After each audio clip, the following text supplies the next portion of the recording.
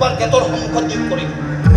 এইবোৰ তুমি একো নকৰিবা কিমানটো আৰে কিয় কৰিব না আৰে পুলিচ প্ৰটেকশ্যন নাই মই ঘূৰি ফুৰিব বেয়া পাওঁ মানে কি তোমাৰ জীৱনৰ নিৰাপত্তাৰ কথা আছে মোৰ জীৱনৰ নিৰাপত্তা দিবলৈ বেলেগ কোনোবা মানুহ আছে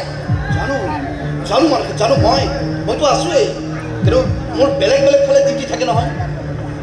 মই তোমাৰ কথা কোৱা নাই কিমান তেনে কাৰ কথা কৈছা তাই মোৰ কথা কৈছে তাই নিৰাপত্তা দিয়া দায়িত্ব মই লৈছোঁ আৰু তাই মই কথা দিছোঁ যে কথা মোক বাস্তৱেও দিছে কি কৈছে মোক ফোন কৰি এটাৰ পৰা সদায় মোৰ ওপৰত চকু ৰাখিব সি নিজে ফোন কৰি কৈছে মানসী তুমি কেৱল তেওঁকহে কিমানটা বাস্তৱকটো বিশ্বাস কৰিবই লাগিব সেইটা যদি বাস্তৱ নাথাকিলেহেঁতেন তেতিয়া তোমালোকে এইখন ঘৰত মোৰ ডেড বডি পালা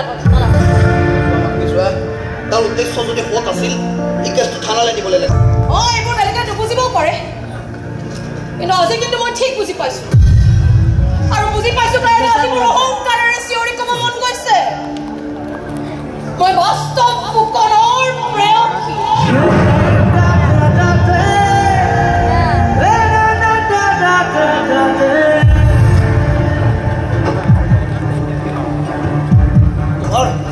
তোমাৰ এই অহংকাৰ বৰ বেছি দিনলৈ জীয়াই নাথাকে মানসী তই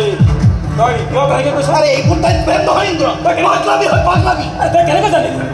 এটা নজনা নুশুনা মানুহৰ প্ৰেমত পৰিছে আৰে তাই বাস্তৱ ফুকনক জানিছে চিনি পাইছে কথা এইটো নাজানে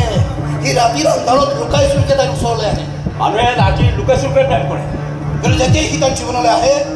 তাইৰ লগত কি মই আশা কৰোঁ বাস্তৱ ফুকন আৰু মানসীৰ মাজত যি লাভ ষ্টৰী আৰম্ভ হৈছে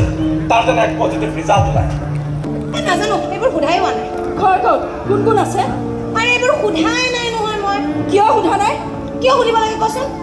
বাস্তৱে মোক ভাল পায় তাৰ ছ'চিয়েল ষ্টেটাছ ফেমিলি মেম্বাৰ্ছৰ লগত কি মতলব আছে হ'লেও আজিকালি কথাবোৰ ভালকৈ সুধি পুছি ল'ব লাগে জাননে আজিকালি মানুহ চিনি পোৱাটো বৰ টান কিন্তু মই বাস্তৱ